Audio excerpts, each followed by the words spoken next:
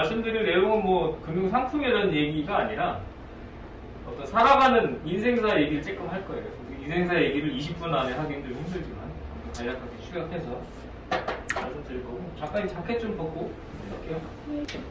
뭐 저한테도 여러분들 만나 뵙는 기회가 좋은 기회가 될 수 있는데 여러분들한테도 좋은 기회가 되실 수도 있어요. 여기 보시면은 손해보험, 실손보험들 다 갖고 계시죠. 과장님들 실손보험 있죠. 근데 이게 뭐냐면 자세히 보면은 회사 평균 생존 손해율이라고 돼 있어요. 97.8%인데 제가 손해율이 144.8%예요. 이 얘기는 뭐냐면 내가 회사에다 손해를 많이 끼쳤다는 얘기. 그죠? 근데 여기 한번 보시면 보험료를 혹시 어느 회사 거 하세요? 실손보험? 실손보험이 뭔지 아, 병원에 가면은 병원 실비보험. 그치, 실비보험. 실손보험, 실비보험 다 똑같은 얘기예요. 어느 회사인지 모르시죠? 삼성화재? 삼성화재에다가 돈을 어디? 삼성화재. 그쵸? 한국은 삼성이지. 그래서 내 개인적으로 모집한 사람의 100% 이상의 손해율을 회사에다 끼쳤다는 건 회사 평균 손해율 97%인데 내가 144%다. 많이 지급했다는 얘기예요. 그러면 나는 어떤 페널티를 받게 되냐면 FP님의 계약 생존 담보 손해율이 회사 평균을 상회해서 부득이하게 단독 실손보험 팔지 말아라 이렇게 내려와요. 그러면은 한 3개월 동안 판매를 못해요. 이 얘기를 드리는 말씀은 보험들이 물론 다 있고 또 활용을 해보신 분도 있고 그런데 보험회사가 역시 좀 만만치 않다. 그렇기 때문에 가입 과정도 중요하고 유지도 중요하고 그리고 요새 혹시 지난달에 난리가 났었는데 잘 모르시죠? 실손보험이 자꾸 바뀌었어요. 그래서 뭐 갈아타라 뭐 이런 얘기 한참 했었어요. 그 얘기도 시간이 되면 조금 이따 해드리고. 그리고 재테크적인 관점인데 아까는 금융회사에 있는 얘기를 잠깐 제 소속이 돼 있다 이런 일을 하는 사람이다 얘기를 했고, 재테크적 관점은 뭐냐면은 이렇게 창업 강의도 나가고 그다음에 은퇴 후 할 일 찾기 이런 강의도 나가고, 이런 얘기를 하는 거는 내가 잘났다 이런 얘기를 하는 게 아니고 내가 하는 범위가 이 정도니까 아, 이 사람은 요 정도 내가 이렇게 필요할 때 좀 사용할 수 있겠다라는 점을 좀 감을 잡으시라고 말씀드렸고요. 그래서 요 정도 일을 활동을 하는 사람이다 간략하게 말씀을 드렸고, 주제가 오늘 뭐냐면 살아가는 얘기라고 그랬잖아요. 근데 과장님 지금 실례지만 몇 살이시죠? 41세. 자 보세요. 대부분 이렇게 살아가니까 41세인데 결혼을 언제 하셨어요? 37. 그러면 37세. 요 전에도 돈을 계속 모으셨죠? 네. 왜 모았어요? 장가가려고. 장가 갔어요. 돈 대부분 이래요. 결혼 전에는 왜 모아요? 그러면 뭐 차 살라고, 그 다음에 백 살라고, 뭐 이제 아파트 하려고, 그 다음에 그냥 모아야죠. 인간이면 모아야 되는 거 아니에요? 이런 얘기를 많이 하는데, 아무튼 장가 가려고 목적 자금을 모아가지고 썼어요. 쓰고 나서 이제 아기가 조그맣게 하나 생겼죠? 그럼 지금은 저축이라세요. 지금 큰 집으로 큰 집으로 가려고. 그리고 이제 2차적인 재무 목표가 생긴 거예요. 아파트먼트를 확장하려고 또 돈을 모아요. 언제쯤 될 것 같아요? 물론 이제 뭐 우리 에브리바디 모두가 대출을 일으키잖아요. 대출을 일으켜서 내 집이 아니지. 은행하고 같이 쉐어를 하잖아요. 그죠? 근데 일단은 대부분 예전에는 7년 정도 걸렸어요. 월급을 꼬박꼬박 모아가지고 그 돈을 다 모아가지고 이제 뭐 청약해가지고 빚내가 사는 게 7년 정도 걸렸는데 지금 좀 더 걸릴 수도 있죠. 아무튼 그러면은 지금 몇 세예요? 48세죠. 그래서 50 사이가 된다. 그러면 아기가 몇 살? 한 9살, 10살 되겠죠? 9세에서 10세가 되면은 초등학교 정도 되겠네요. 그죠? 이때는 돈을 왜 못 가요? 교육비. 두 갈래로 나뉘어요. 교육비하고 은퇴, 노후 준비. 50쯤 되면 이제 한 60에서 65세가 될 게 딱 앞으로 왔잖아요. 그러면은 국민연금을 수령할 시기가 10년에서 15년 정도 남은 건데, 실례지만 몇 세시죠? 28이요. 28세. 당장 28세. 안타깝게도 28세, 65세에 수령을 못 할 수도 있어요. 국민연금은.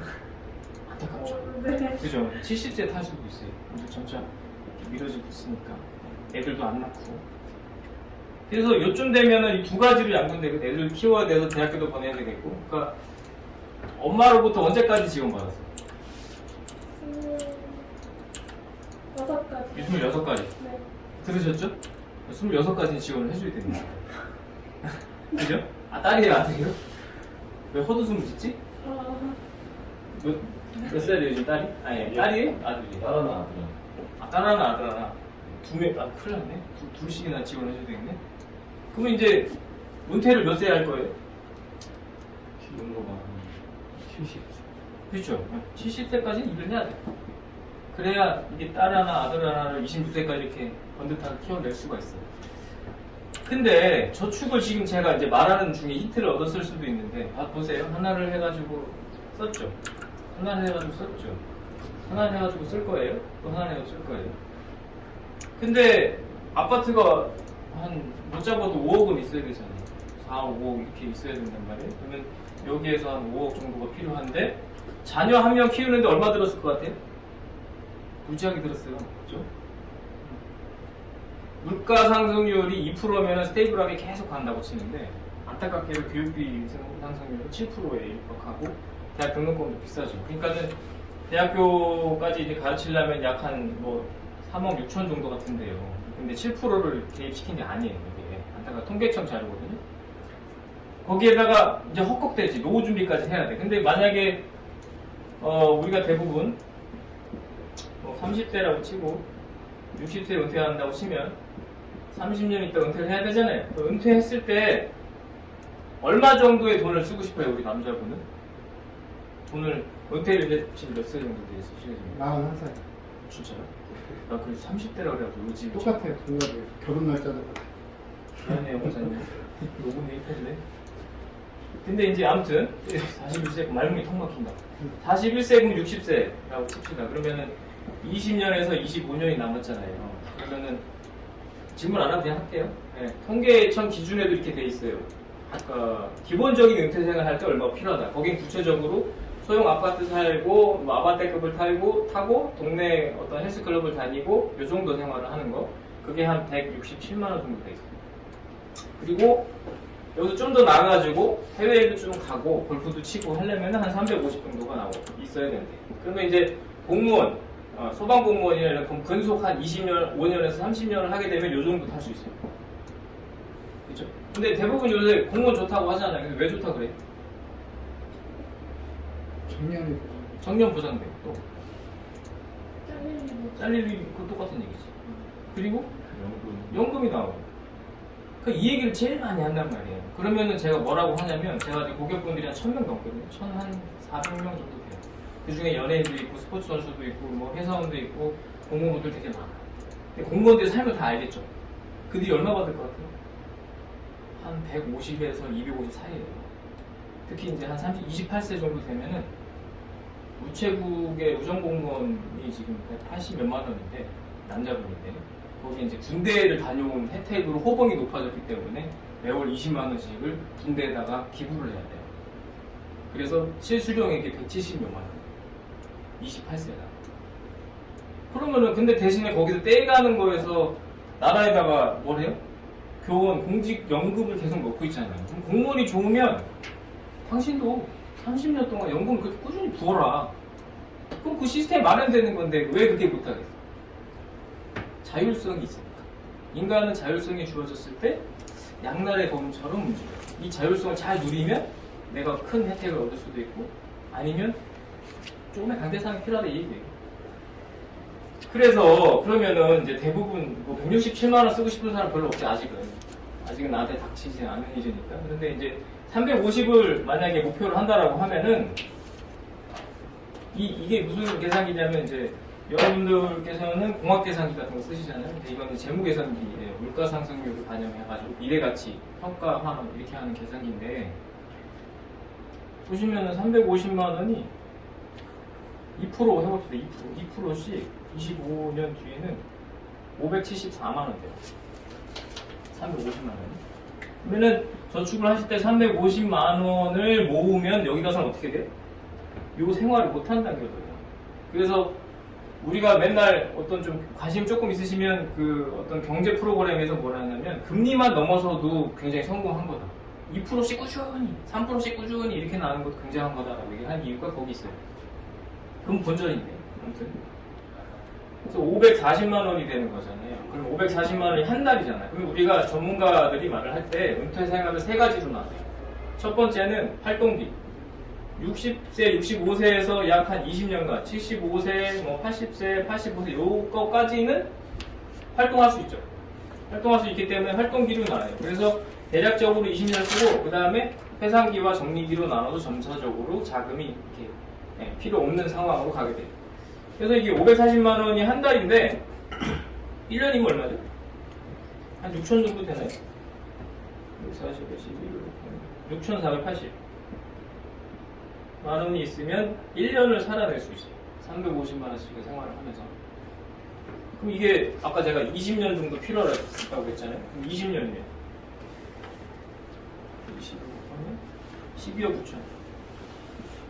네, 12억 9천이 필요해요. 그럼 이거를 다시 역산을 해가지고 한 25년 정도 전부터 그럼 이 12억 9천을 모으려고 하면 어떻게 해야 되느냐면 여기서 무슨 개념이 들어가냐면 수익률 개념이냐 금리 개념이냐 이게 들어가요.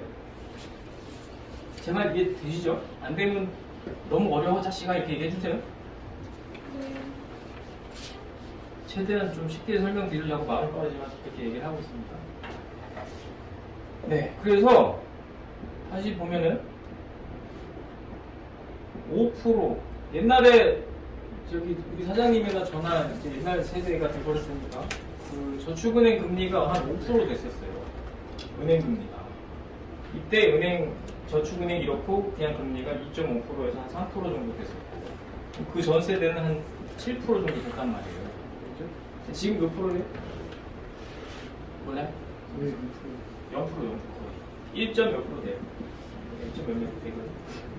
아무튼 그래서 만약에 금융상품을 가입을 할 적에 투자성으로 가입을 한다 그러면 기대 수익률 기대한다고 그러잖아요. 그러면 목표 수익률을 정해놓고 대략 5% 정도면은 약 한 540을 모으려 그러면은 한 250만 원 정도를 꾸준히 복리로 5%씩의 수익을 내면 할 수 있다.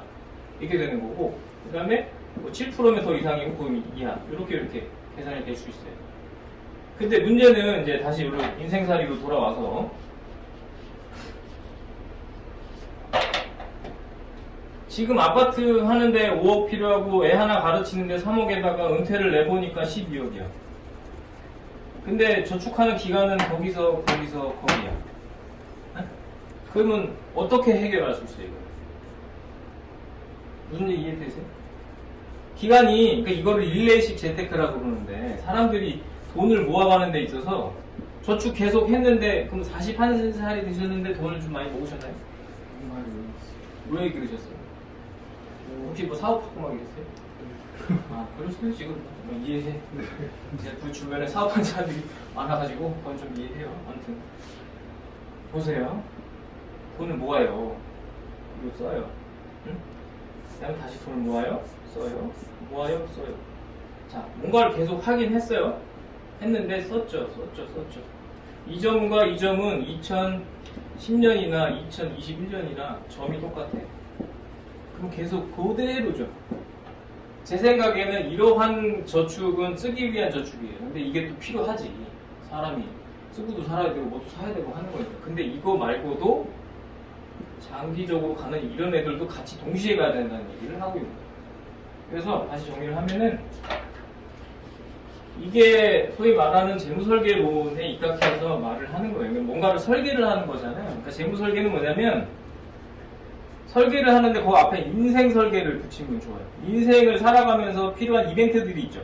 그 이벤트들이 언제 안 다가오는 건 아니에요. 죽음도 다가오고 뭐 애들이 커서 장가가는 것도 다가오고 다 다가오잖아요. 그거를 앞에다가 이렇게 던져놓는 거예요. 얘가 오겠구나. 그런 생애 주기별로 필요한 자금을 목적을 설정해놓고 이렇게 가는 거예요. 단기, 중기, 장기 이렇게.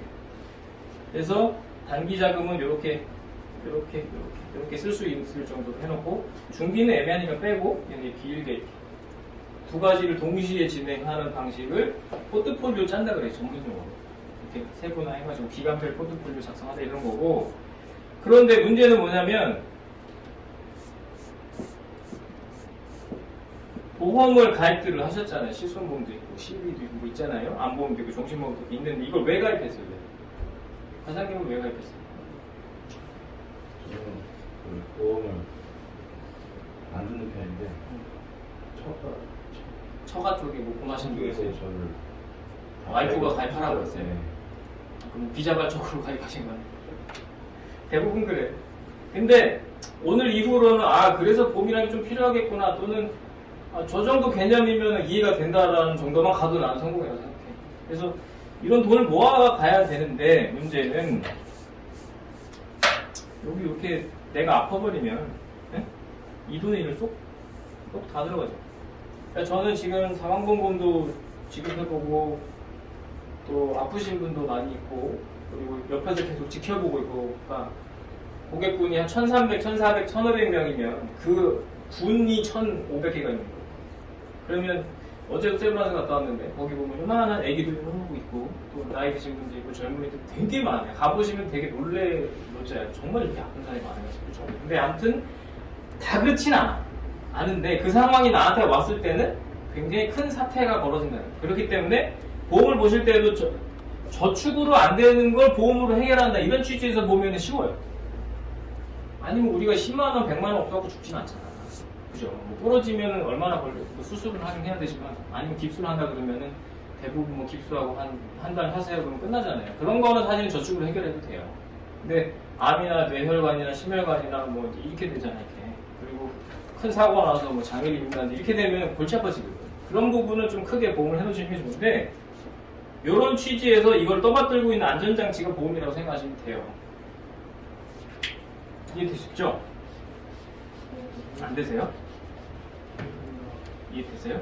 네. 그래서 이렇게 해가다 보면은 끊고 가니까 좀 이렇게 포트폴리오를 짜서 장기 저축을 하시면 좋다 이런 얘기고요. 제가 하는 일은 물론 상품 가입을 시켜드립니다. 제가 어디 강의 끝나고 나면 문화센터도 나가는데 되게 우 선생님 좋은 얘기 잘 들었습니다 이러시더라고요. 근데 제가 뭐 전도사도 아니고 그죠? 제 업무 주 업은 진짜로 금융상품 가입시키는 거예요.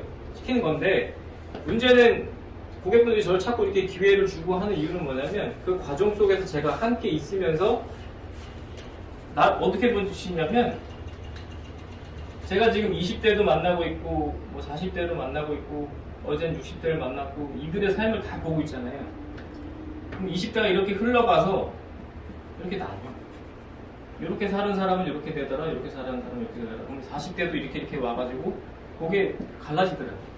그래서 그런 좀 뷰가 좀 오랫동안 사람들을 만나다 보니 생겨 있기 때문에 그런 뷰를 좀 같이 나누실 수도 있고 궁금하신 사람 아까 그 세액공제형 연금 있잖아요. 그 연금 저축 보험을 많이 가입을 하시거든. 근데 연금 저축 보험이면 이거는 금리형이에요. 대부분 금리형. 그렇기 때문에 어차피 연금 저축 펀드도 있어요. 어차피 이거를 하실 때 굉장히 조심해서 가입을 하셔야 되지만 이왕 가입을 하셨다면 펀드로 좀 이전을 해가지고 할 수 있는 제도가 국가에서 마련을 해놨어요. 그래서 펀드 이전을 도와드리기도 하고 실질적으로 근데 나는 세액공제 연금 필요한 것 같다라고 하시면 연금 펀드를 추천해서 가입시켜드리기도 하고 그렇습니다. 그래서 뭐 금융 서비스는 아까 말씀드린 대로 생명보험에서 손해보험자 여러분들은 하고 있고 그래서 1차적으로는 지금 갖고 계신 보험을 좀 점검해 보시기를 권해드립니다. 마칠게요. 수고하셨어요. 고맙습니다. 네. 시간이 너무 짧았던 거 아니에요?